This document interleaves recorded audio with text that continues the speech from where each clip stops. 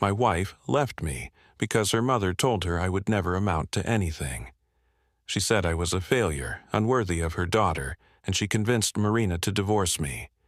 They took everything from me in the settlement. The $3.8 million mansion I built with years of sweat and sacrifice. Gone. The life I thought I was creating for us. Ripped away as if it never mattered. 6 months later, when I was barely holding myself together in a run-down apartment, there was a knock at my door. A lawyer stood there with a black briefcase in his hand. He looked me straight in the eye and said, "Your ex-wife's father wants to meet you. He has something that belongs to you." I didn't know what to think. But when I saw what was inside that briefcase, my chest tightened, and for a moment I couldn't breathe. I never imagined my life would unravel the way it did. For years, I believed I was building something solid, something lasting. Not just for me, but for my wife Marina and the future we once dreamed of together. I was a construction man, not a man of fancy words or lofty promises. I worked with my hands, I managed crews, I made sure houses stood tall against storms. That was my pride. It was never glamorous, but it was honest, and it put food on the table. When I first met Marina, I thought I had found my partner in every sense of the word. She had this grace about her, a confidence that seemed untouchable. She was the kind of woman who could walk into a room and silence it without saying a word. I loved her instantly. But from the very beginning, I felt the sharp eyes of her mother, Dahlia Crestwood, studying me like I was an unwelcome guest in her home. Dahlia was a woman who believed in bloodlines, status, and reputation. To her, I was a worker in muddy boots, a man with rough hands, and nothing more.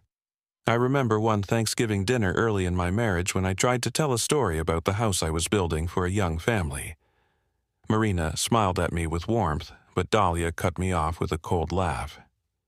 "Marina," she said, turning to her daughter while ignoring me, "a man who spends his life hammering nails will never bring you the life you deserve. You should be careful not to waste your best years waiting for him to grow into something he cannot be." I swallowed my pride that night, forcing a smile and pouring myself more wine, but her words burned into me like acid. For a while, Marina defended me. She would tell her mother that she loved me, that we had a future. And I believed her. We bought a home together in California, and when the business grew, I poured every cent I could into making that place our sanctuary. Eventually, it became a mansion, worth nearly $4 million, sitting on a rise where you could see the ocean on clear mornings. Every brick, every plank, every stone was a piece of me. I told myself it was proof that Dahlia was wrong, proof that I could give Marina the life she deserved. But money and houses don't build love if poison is dripping in the background. Dahlia never stopped whispering into Marina's ear. Over the years, I noticed subtle changes. Marina started repeating her mother's phrases. "You work too much. Why don't we have more? You'll never be like the men Mother knows." I tried to brush it off, tried to remind her that we were building this life together, but her patience for me began to fade. My mother, Irene, saw it long before I did. She was a gentle woman, a church-going woman who always believed in hope. She would place her hand on mine and say, "Ethan, you are enough. Don't let that woman make you doubt yourself." My younger brother Caleb also warned me. "She's not standing with you, brother. A wife is supposed to be on your side, no matter what her mother says." I wanted to believe Marina loved me enough to fight for us, so I ignored the warning signs. The day the divorce papers were delivered felt like a punch I never saw coming. Marina stood in the kitchen of the home I built and told me it was over. She didn't cry. She didn't falter. She just said the words like they had been rehearsed. "Mother was right, Ethan. You'll never be more than a failed dreamer. I can't keep living like this." My knees almost buckled.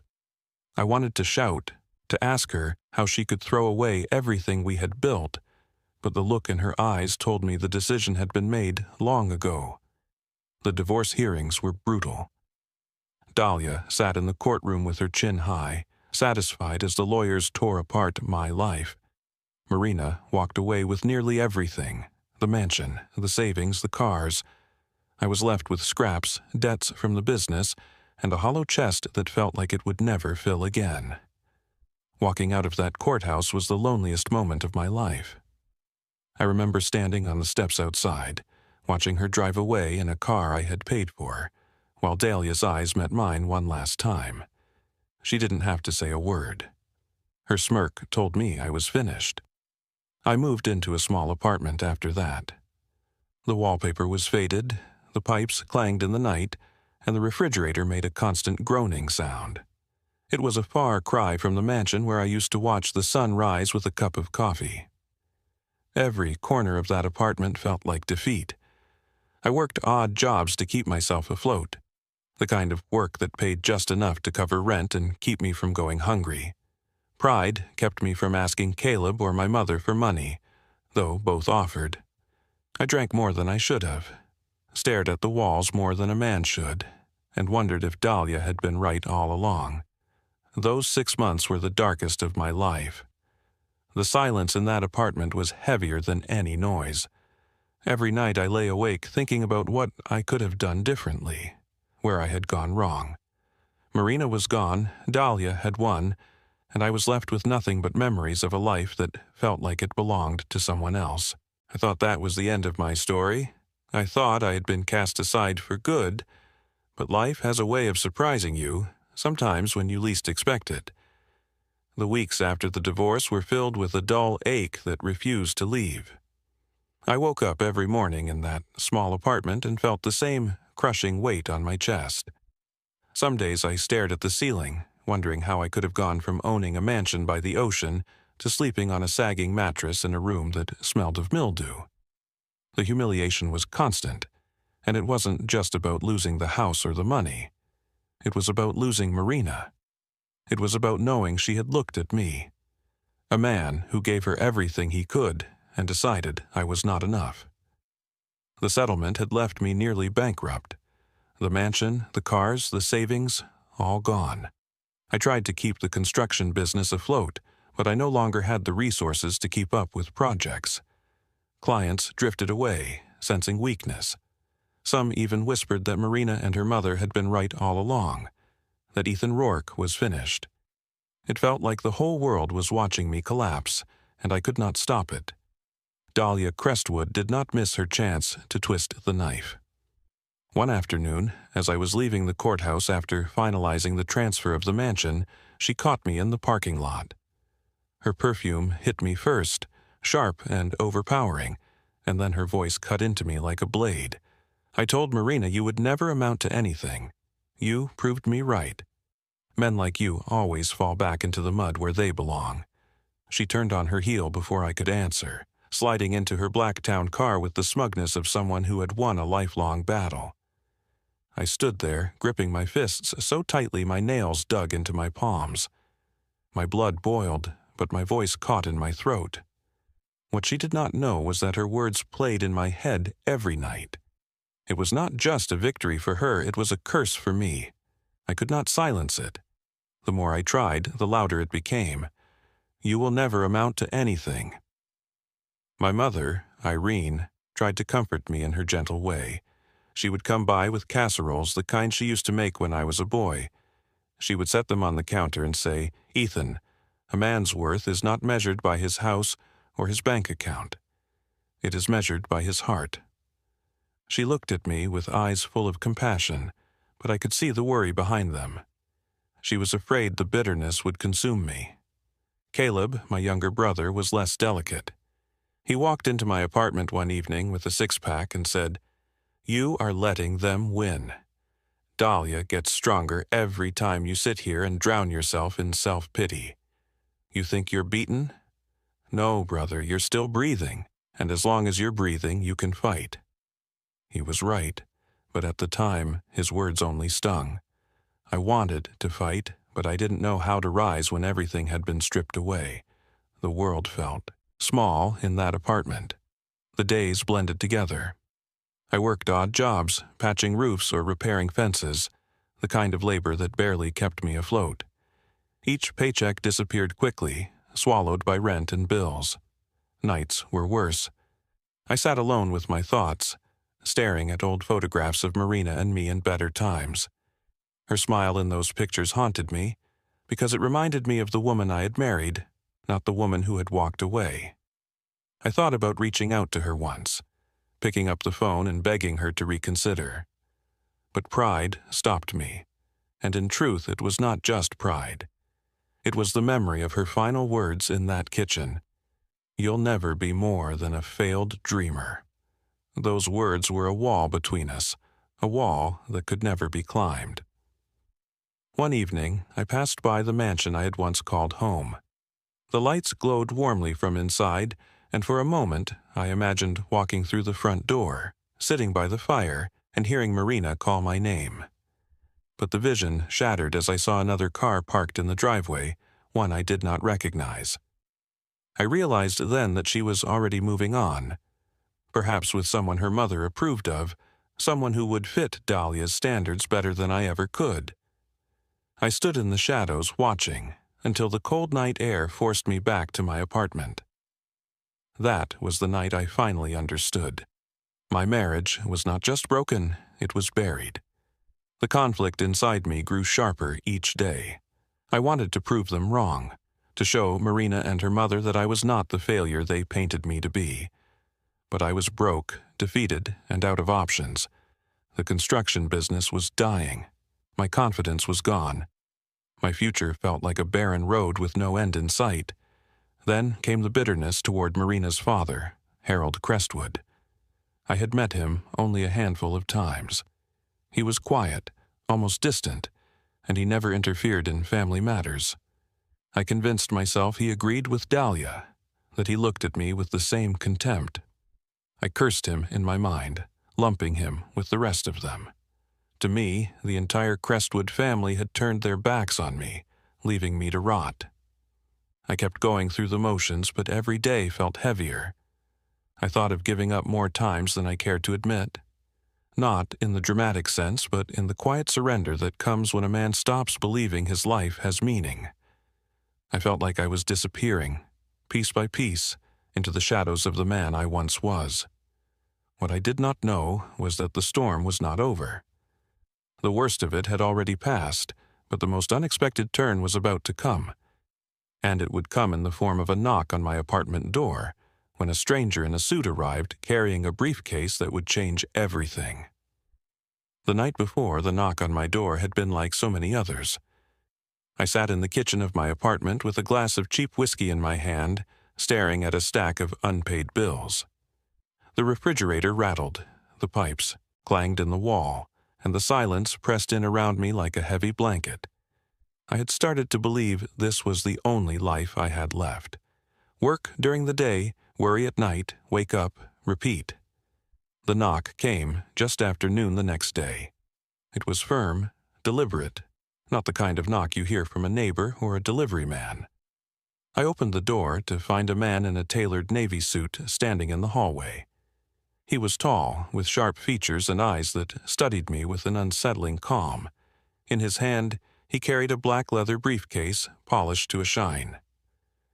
"Mr. Rourke?" His voice was steady, professional. "Yes," I answered cautiously.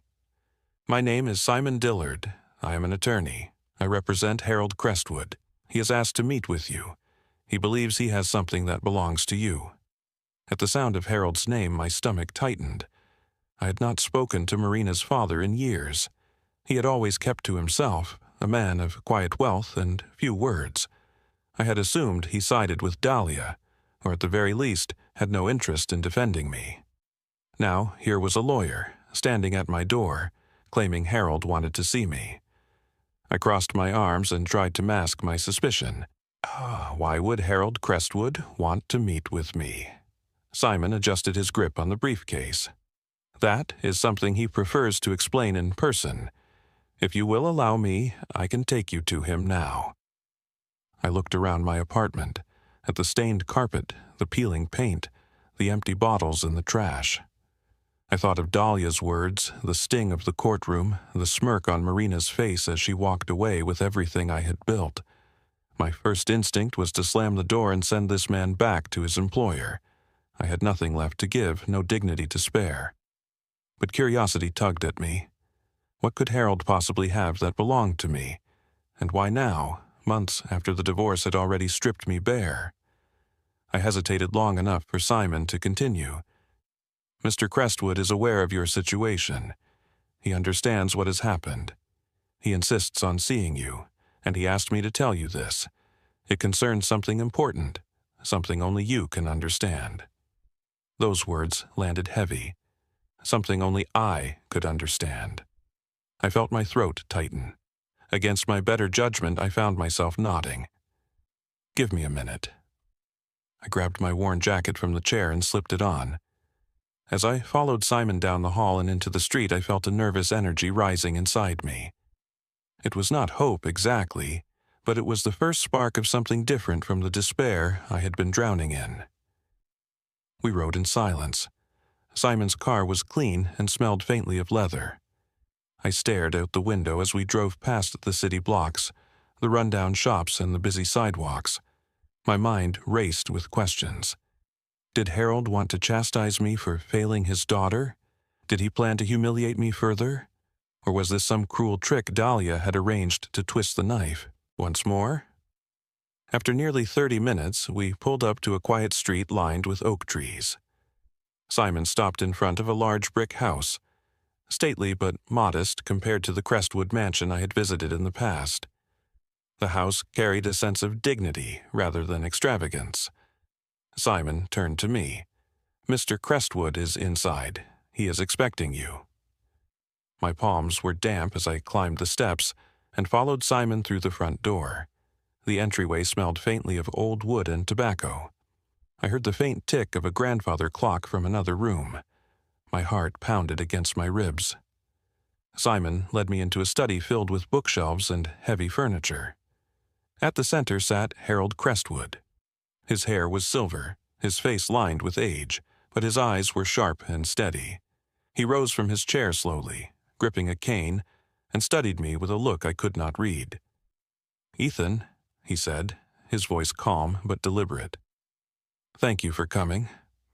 I nodded stiffly, unsure of how to respond. "Your lawyer said you wanted to see me. I admit I am surprised." He gestured toward a chair opposite his desk. "Sit. There is something we need to discuss." I lowered myself into the chair, my body tense. Simon set the briefcase on the desk in front of Harold, then stepped back. Harold placed his hand on the case but did not open it right away. Instead, he looked me directly in the eye. "I know what my wife has done," he began. "I know what Marina has done, and I know what you have lost. You may think I stood aside and agreed with them, but that is not the truth." His words caught me off guard. I shifted in my seat, waiting, unsure of where this was leading. Harold continued, his voice firm. "I have something that belongs to you, something that was always meant to be yours. I did not intervene before, but I can no longer remain silent. It is time you received what you earned." My pulse quickened as he reached for the briefcase. The click of the latches echoed in the quiet room, and my eyes locked on the case as it slowly opened. The briefcase sat on Harold's desk like a sealed vault. My heart pounded in my chest as he clicked the latches and slowly lifted the lid.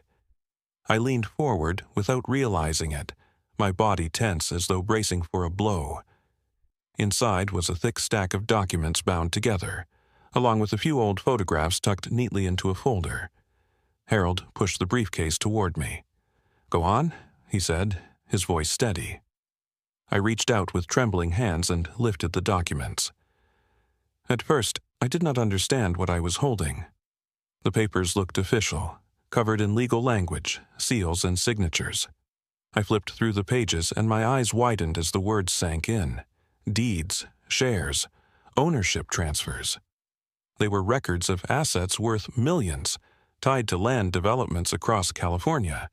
My name was on them. I looked up at Harold, my voice unsteady. "What is this?" He leaned back in his chair, resting his cane against the desk. It is what you earned years ago. You did not know it then, but the work you did for me was far more valuable than you realized. These developments would never have been completed without your designs, your supervision, your hands. You built more than houses, Ethan. You built empires, and no one ever gave you the credit. My throat went dry. I ran my fingers over the document, still unable to believe what I was seeing. Why are you giving this to me now? Marina and her mother made sure I walked away with nothing. Why would you step in after all this time? Harold's eyes darkened. Because I have watched silently while Dahlia poisoned my family. I have seen the way she twisted Marina, convincing her that money and status matter more than character. I stayed quiet because I thought it was not my place to interfere. But after the divorce, when I saw how far she went to destroy you, I could not stand by any longer. This was always meant for you, not for them. His words hit me like a wave. I tried to steady myself, but the room seemed to tilt. For months, I had been living with the weight of defeat, believing I was worthless, believing Dahlia's voice when she told me I would never amount to anything. And here was Marina's father, the man I thought had dismissed me as a failure, handing me proof that I was worth more than I had ever imagined. I whispered, "I do not know what to say." Harold's voice softened, though his expression remained stern. "Say that you will rise again. Say that you will not let their cruelty bury you. You have been broken, Ethan, but a man like you was never meant to stay broken. This is your chance to stand taller than ever before." Tears welled in my eyes. I had not cried since the day I left the mansion, but now the emotion was too strong to hold back. My hands shook as I set the papers down and covered my face for a moment, overwhelmed by the flood of relief, disbelief, and gratitude. I forced myself to look at Harold again. "Why me? You could have left this for Marina. You could have let Dahlia take it all. No one would have stopped you." A faint smile crossed his face, one that seemed almost sad. "Because Marina never understood what mattered, and Dahlia only ever wanted control. But you, Ethan, you respected me. You respected the work. When others saw me as a checkbook, you treated me as a man. You listened. You asked for advice. You built things with integrity, not shortcuts. I never forgot that, and I will not allow my legacy to pass into hands that do not value it." The room fell silent for a long moment. I sat there, staring at the documents, feeling as though the ground beneath me had shifted. For so long, I had been certain my story was over, that I had been reduced to nothing but failure. Now, in the span of minutes, my future had been rewritten. Harold broke the silence. "This is not a gift. It is recognition. You earned this. All I ask is that you use it well. Build again. Prove to yourself what I already know." I nodded, unable to speak for a moment. My chest swelled with a mixture of pride and determination I thought I had lost forever. I swear I will not waste this chance." Harold studied me closely, then gave a single nod of approval. "Good, that is all I needed to hear." Simon, the lawyer, stepped forward and began explaining the technicalities, the value of the shares, the process of transferring ownership, the immediate access to certain assets. His voice was calm and measured, but my mind was still reeling. Every word confirmed that this was real, that the weight in my hands was not a dream, but a second chance. As the meeting came to an end, Harold rose slowly with his cane. He extended his hand toward me. I stood and gripped it firmly, feeling the strength in his weathered palm. His gaze locked onto mine. "Do not thank me," he said quietly. "Prove me right." I left that house carrying the documents, my head spinning and my heart pounding. For the first time in months, I felt something powerful stirring inside me. It was not just hope. It was a fire, a drive to reclaim everything that had been taken from me, and to rise beyond what Dahlia and Marina ever believed possible.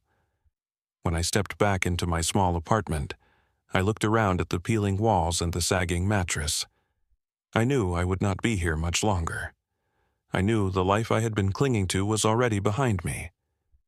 In my hands, I held the key to a future I thought I had lost forever. When I walked out of Harold Crestwood's study carrying that briefcase, I knew my life would never be the same. For months, I had been living in defeat, believing the lies that were spoken over me, letting them shape my sense of worth. But in a single afternoon, Harold reminded me that worth is not handed down by others. It is earned by the way a man lives and the way he treats people. I went back to my apartment and spread the documents across the small kitchen table. For hours, I read every word, letting the reality sink in. These were not scraps. These were opportunities, assets that gave me the means to rebuild. But more important than the money was the validation that I had mattered, that my work had value, and that my life was not defined by Dahlia's contempt or Marina's betrayal. The first thing I did was call Caleb. He answered on the second ring, his voice full of concern, as it always was since the divorce. "You holding up, brother?" I laughed, a sound I had not heard from myself in months. "Better than you think. I just left Harold's house. He gave me something I never expected." Caleb drove over that night. When he saw the papers, he shook his head in disbelief, then clapped me on the shoulder so hard my glass of water spilled. "I told you, you weren't done. You were never done." His words filled me with strength, and for the first time in a long while, I felt proud to look my brother in the eye. With Harold's support and the assets he handed me, I started again. I reopened my construction business, this time with new resources and a deeper determination. The first projects felt like redemption. Every nail hammered, every beam lifted, every wall set into place reminded me that I was not a failure. I was a builder, and I always had been. My crews saw it too. They noticed the fire in me, the drive to lead, and they followed it. Within a year, my company was thriving again. I also moved out of that apartment. It had been a symbol of survival, but I no longer needed to survive. I needed to live. I bought a modest home near the coast. It was not a mansion, but it was mine. And when I looked out the window each morning, I saw possibility instead of defeat. My mother, Irene, visited often. She brought her casseroles, hugged me tightly, and said, "I knew you would rise again." The pride in her voice was worth more than any house or fortune. As for Marina and Dahlia, I heard their lives did not unfold as smoothly as they had hoped. The mansion became a burden, its upkeep too costly without my steady income. Rumors reached me that Marina grew restless, and that Dahlia's sharp tongue, once so powerful, began to wear thin even with her own daughter. I never sought revenge, and I never gloated. Their lives were no longer my concern. My victory was not in their downfall, but in my recovery.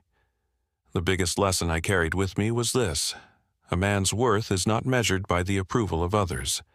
It is not found in the wealth he holds or the house he lives in. Worth is proven in the way he treats people, in his integrity, and in his ability to keep building even after everything crumbles. Harold saw that in me, even when I could not see it myself. His belief gave me the chance to start again, but it was up to me to make something of it. When I think back on those dark months in that small apartment, I remember the weight of despair and the feeling that my life had ended. Now, standing on the other side, I see those months as the foundation for everything that came after. Pain became the fire that forged me stronger. Loss became the soil where new growth began. If there is one truth I want to share, it is this: no matter who turns their back on you, no matter how loudly someone insists you are nothing, they do not define you. You define yourself by how you rise after the fall. I am Ethan Rourke, and I stand here not as the man Dahlia called a failure, but as the man who proved her wrong by living, building, and rising again. And now, I want to turn to you, the ones listening to my story. If this story moved you, if it made you feel something, or if it reminded you of your own strength in the face of betrayal, then share it with someone who needs to hear it. Like this video so others can find it. Leave a comment and tell me what you think, or share a time when you had to rise from nothing. And if you want more stories like this one, subscribe to the channel so you never miss the next chapter. Your support keeps these stories alive. And just as Harold once said to me, I will say to you, rise again.